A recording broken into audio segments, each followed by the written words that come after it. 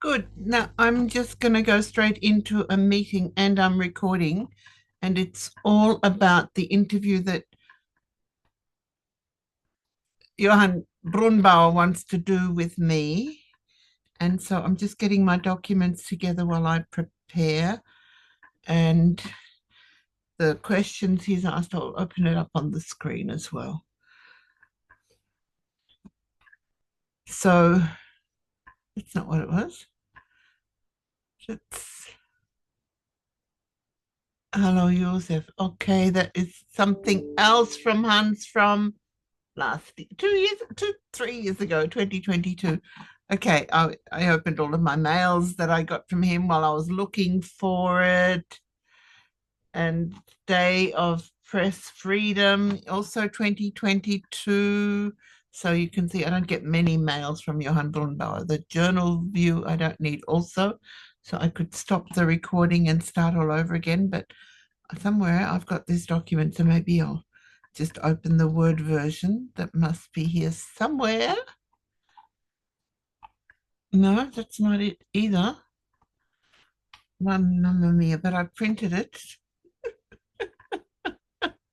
Stop the recording. This is crazy. Even though I feel a bit weird. I feel like I'm just feeding the artificial intelligence database with all this information about me, how I look, how I talk, what I say, because I'm just giving a running narrative as I go along.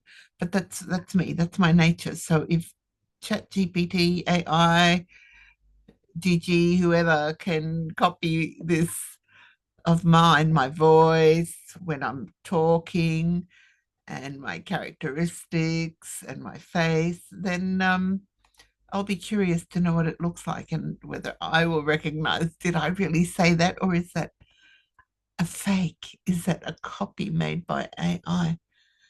5-3. Oh, this is it. I found it. I found it. I found it. So open, put it on the other screen so I can look nearly into the camera, a little bit below, right? So I'm going to go here and enable editing and view on page width.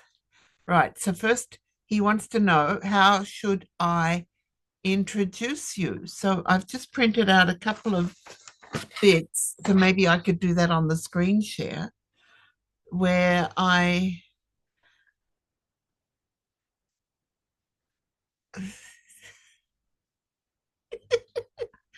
talk about, well, this is the preparation. This is how I prepare, right? I go through the means, through the motions, and that's how I prepare. So this is the one. So screen share, but I want the other one as well.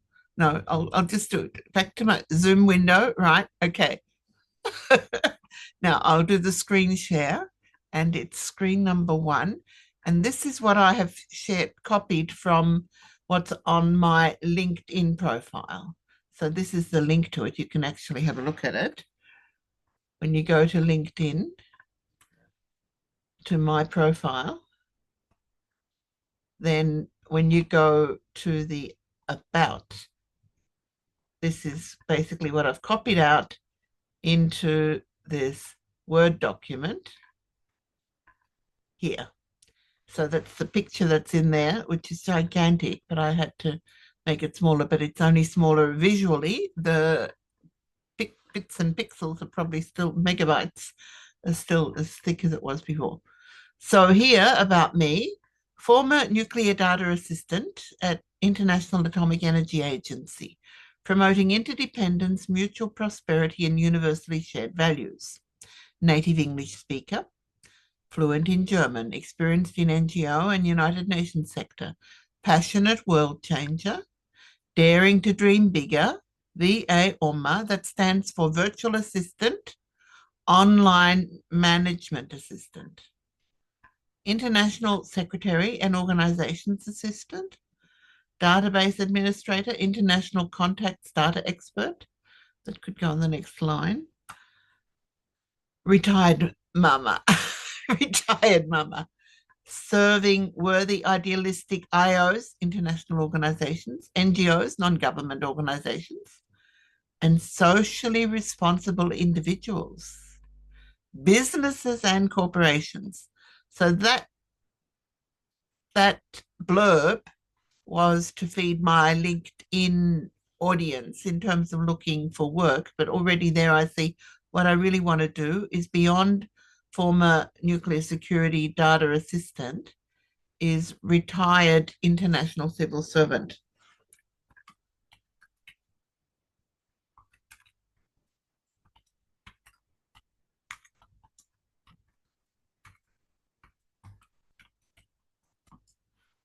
And there, that's why I'm a retired international civil servant, because I am the former nuclear security data assistant at International Atomic Energy Agency. Okay, that's enough for that one. Stop the share. And so now I've lost what I had on the screen here. When you are recording this meeting, okay, I just wanted to see the other document that I've got underneath here. Give me the other document. Okay. Oh, all right. And the other one that I had was on my blog. So maybe that's still open. Okay, to close that. Let's see YouTube. No, okay, the blog is not still open. So I go now to my blog, and I think it's when you go down to the bottom, you see, maybe it has to be on an article. Read my article. So you can't see what I'm doing, so I'm sorry about that. But yeah, I believe it's at the bottom. Yeah, right. Okay. So I'll show you that. So I'm going to go back to screen share, go to my Zoom. All right. Okay. So back to screen share, screen one. So on my Google, I'm going to my blog, which is lily.fam-gundaka.eu, and it opens up into my blog, right? But you have to go into an article, and look, I haven't written anything in the last 2 months, which is not ideal. And when you've read the article, and you go down to the bottom and about the author. So this is what I've put on another one-pager about the author, Lily Gundaka. Lily Gundaka often refers to herself as Oz Lily because she was born down under in Oz, Australia. Lily lives in Austria. Lily believes she can make a difference by sharing her values of interdependence, mutual prosperity, and universal values. She excels at communication, family, marriage, and is an organizational expert. As a retired international civil servant and dedicated unificationist, she motivates, inspires, engages, and makes a difference. She's still trying to do too much and learning how to navigate modern technological developments. She keenly encourages young and old to keep learning. She is patient, kind, and a great person to know. You want to get to know her, right? So that's me. And I've put that on another sheet.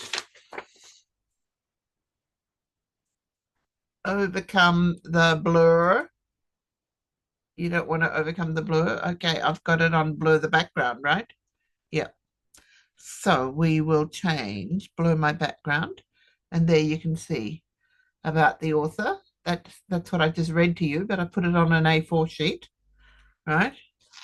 And this is the page from the LinkedIn, or vice versa. This is the one that I just showed you, and this is a page from LinkedIn, right? And I'm not happy with either of them. I'm going to blur my background again because the background is a bit busy here in the office. Okay. So now I'm going to go through the questions that we had. And I need them on, right, okay. So the questions are, as you worked in the UN, IAEA, International Atomic Energy Agency in Vienna, What was your general experience? Now, that's a big question. I can say anything I like here. I was really happy to start working at the. Okay, I better get my timer out because this is going to go way too far. So I've got my Toastmasters timer on here and I will open it up and give myself table topics, which means 1 or 2 minutes. So this timer, I'm going to start it. I don't know, again, it's probably blurred again. Can you see it? Okay, now it's going. So I'm going to give myself 1 to 2 minutes to answer each question. As you worked in the UN, what was your general experience? My general experience, wow, that's a big one. So I loved working at the United Nations because I loved the international atmosphere and I loved meeting people from all different parts of the world. It was also very rewarding for me to have my personal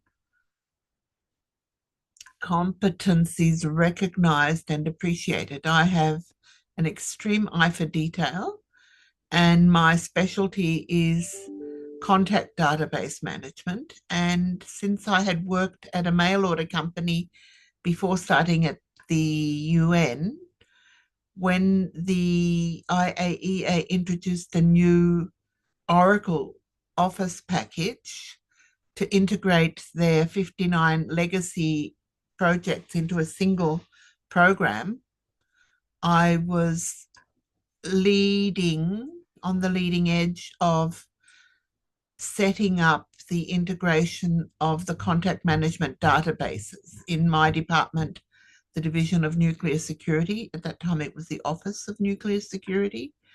We had 2 or 3 or 4 different contact databases, and the agency wanted one single database. And I was very excited to be able to contribute because I recognized with my background in the contact data management, processing English addresses coming from Australia, having lived in America, now being in Europe, that I had quite a bit of insight into the structure of addresses, which many of my colleagues didn't have. Time is up. Okay, I'm going to need to work on that one. Which field you worked in and what was your takeaway as a life experience? So as I've just said, my main focus was contact management. And that was very interesting because the purpose of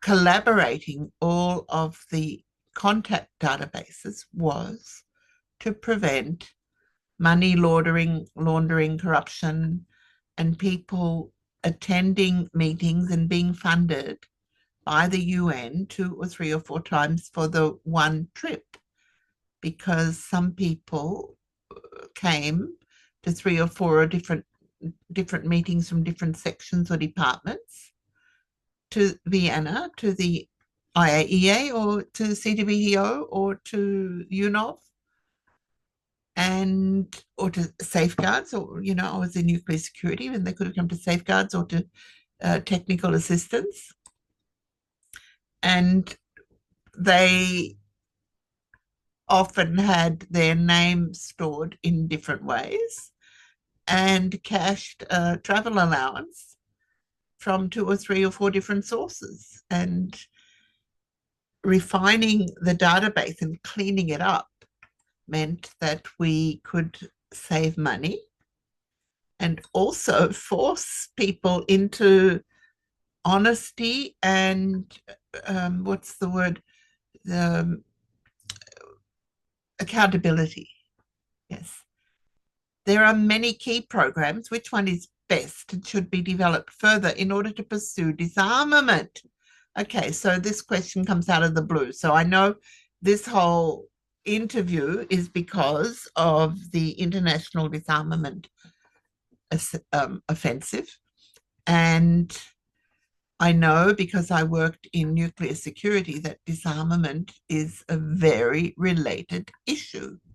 However, I'm really fascinated to be here as a retired international civil servant, as the former data assistant for nuclear security, because as I've just told you, my main focus was contact management.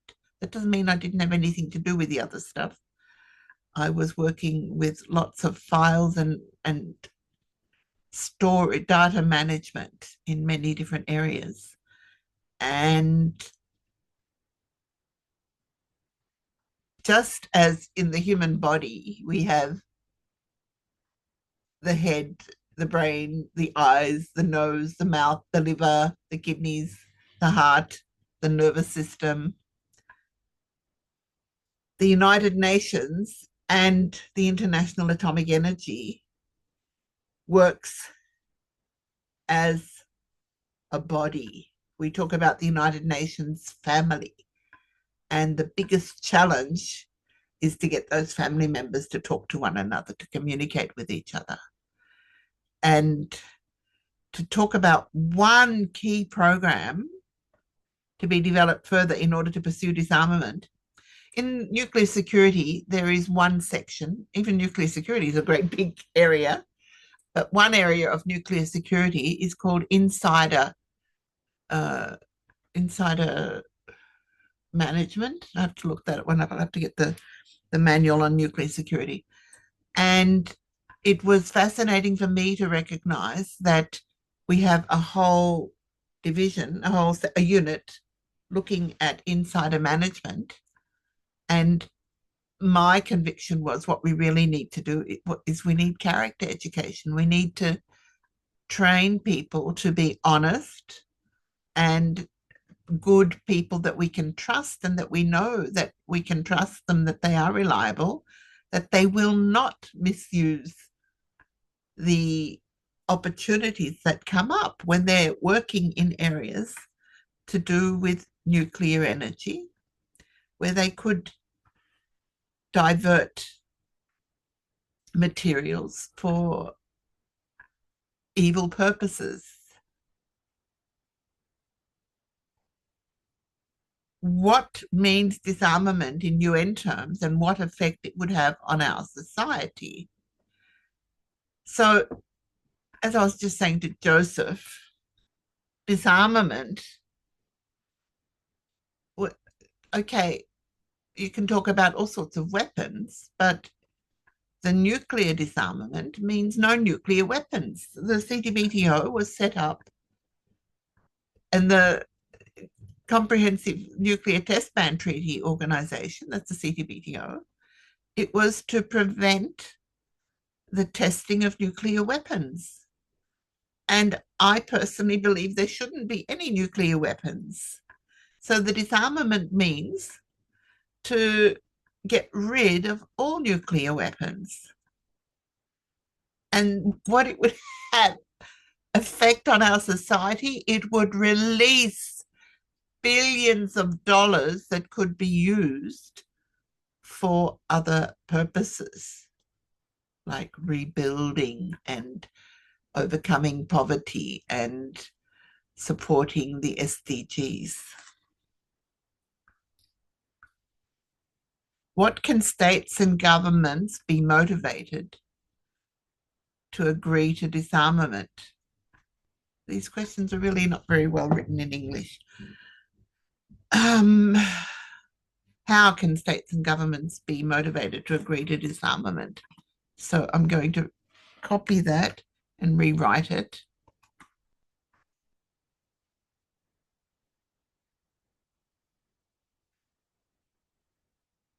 How can states and governments be motivated to agree to disarm?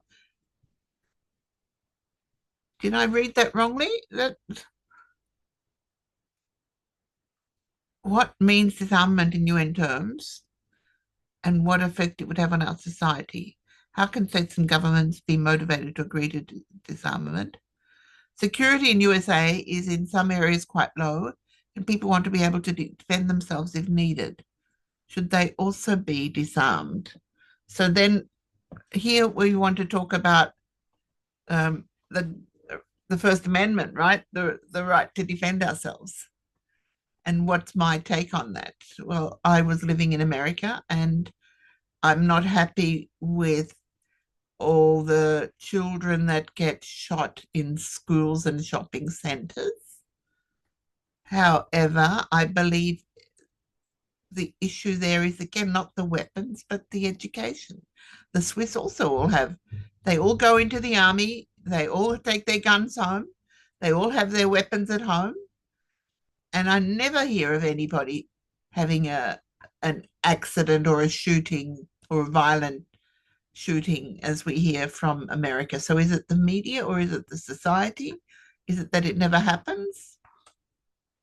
Do you believe nuclear power is a safe technology and the world can rely on it? Okay, well, that's a question that I would need to do my research to give you the facts and figures, because actually hundreds and thousands of people have died due to coal mining and other sources of energy. And the actual deaths caused by nuclear power or nuclear technology is very, very low.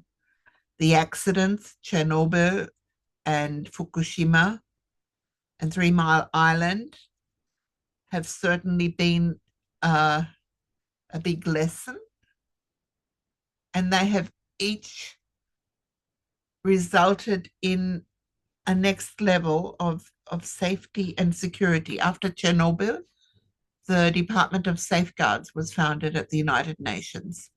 After what was the next one that caused the when the division, 9/11 was what initiated the division of nuclear security, and now Fukushima has meant another level.